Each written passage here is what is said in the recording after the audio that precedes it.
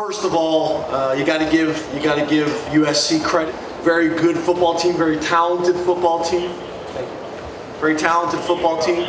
I'm really proud of our guys in that locker room. There's obviously a lot of raw emotion right now. There's a lot of hurt going on, and that's natural. But these guys should have their chin held high, their chest out, because what we've been able to accomplish this year from the beginning to the end is really the story. I mean, tonight obviously was a small sample in what may have been the most exciting Rose Bowl game ever. But that game just tonight really doesn't define us. It's the whole season. It's what these guys did. It's how they persevered. It's how they loved one another. It's how they cared for one another. I couldn't be more proud. I know this probably sounds crazy, but I wouldn't be any more proud sitting here tonight with a win. I couldn't be any more proud of our guys. So there's some statistics that I could go over, but those really don't matter. I want to give USC and Coach Helton credit because that's a great football team. I want to thank the Rose Bowl because the entire experience from top to bottom was first class and awesome. The hotel was unbelievable. The whole experience was great. The couple things I would say about the game is we turned the ball over too much. You can't turn the ball over against good opponents and have a chance to win. You lose the turnover ratio, you're going to have a hard time being successful. We were really fortunate to be in the lead and in the game the way we were with the amount of turnovers we had. And then the other thing, you got to give their O-line credit. We have really had a lot of success this year getting pressure to people's quarterbacks and getting sacks. We had a hard time getting to them, and with their skill on the perimeter and with the talent that they have at the quarterback position, that's going to cause you problems and challenges. We were able to stop their running game. We were able to minimize Adoree in the return game. But to me, the difference in the game, to me, was the turnovers and their offensive line kind of neutralizing us and allowing their quarterback to be too comfortable in the pocket. But I couldn't be more proud of Saquon and Malik, not for just tonight, but for what they've done all year long. They're just two of many representatives that I could bring up here that would do an unbelievable job representing Penn State the right way all the time. The thing I'm probably emotional about more than anything is this last time that this 2017 football team will be together. These seniors like Malik, this last time we'll be in that locker room with those guys. So that's probably the thing. That's probably the thing that hurts me the most, because Malik and his other seniors have been through so much in this program, and me specifically at Penn State will be indebted to you for a very long time. So, thank you, Malik.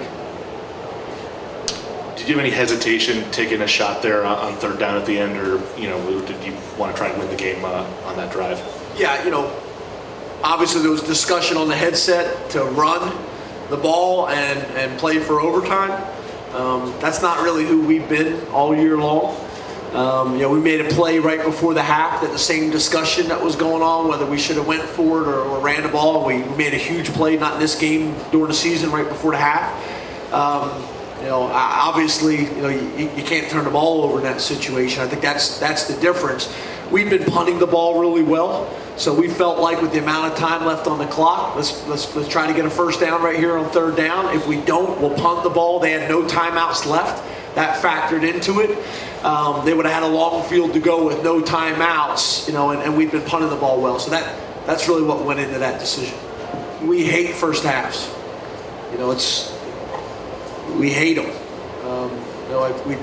We said we're going to use the second half game plan in the first half. I really didn't feel like it was like our normal problem in first halves. We just turned the ball over.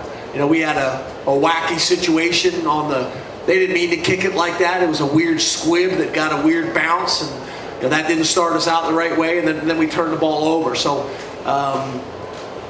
but once again, our guys persevered. We were able to, getting a 3 and out to start the second half, getting them the punt for the first time in the game was big, and then we go right down and score, got the momentum back.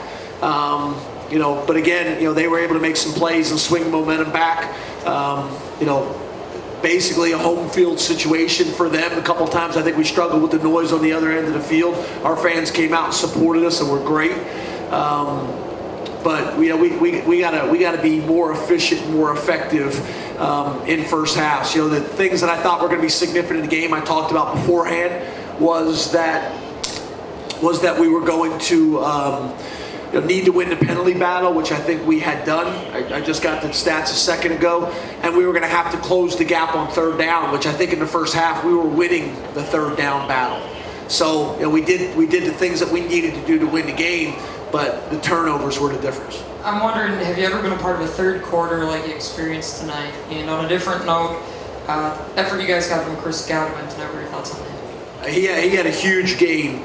Obviously, the catch that he reached back behind him and made an unbelievable catch. The bobble for the touchdown. He's a special player. There's no doubt about it. The guy makes plays. Saquon has made big plays all year long. Mike Gesicki's made big plays all year long. Godwin's made big plays all year long. So I'm really proud of those guys. But we didn't do enough. We need to score one more time. We need to get one more stop, and we weren't able to do it. And once again, you got to give USC credit. I know, James, you'll say you have a lot more left to do. So what do you have to do? How do you stay back and build off of this season going forward? Well, I think it's like it always is. It's continued developing the guys that we have in the program in every aspect of their life, academically, athletically, socially, spiritually, the whole deal. It's continued to recruit well. It's keeping our staff intact for as long as we possibly can. We got a lot of work to do, guys. We won the Big Ten championship this year. It's the first time that's happened in I think over 20 years. We got a lot of work to do. There's programs that have been playing like this at this level for a number of years, and we got a lot of work to do to catch up. It's going to be a long, steady, difficult climb. As difficult as this year was to have, we're gonna have to fight even more to be able to sustain it. And there's a lot of things that are going to go into that. But with the young men that we got in this locker room, and the staff that I've been fortunate enough to surround myself with,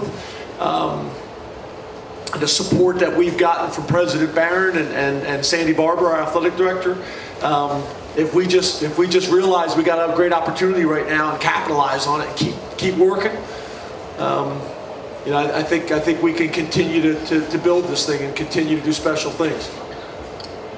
Like Coach said, everything he said was correct. Thank you, Saquon.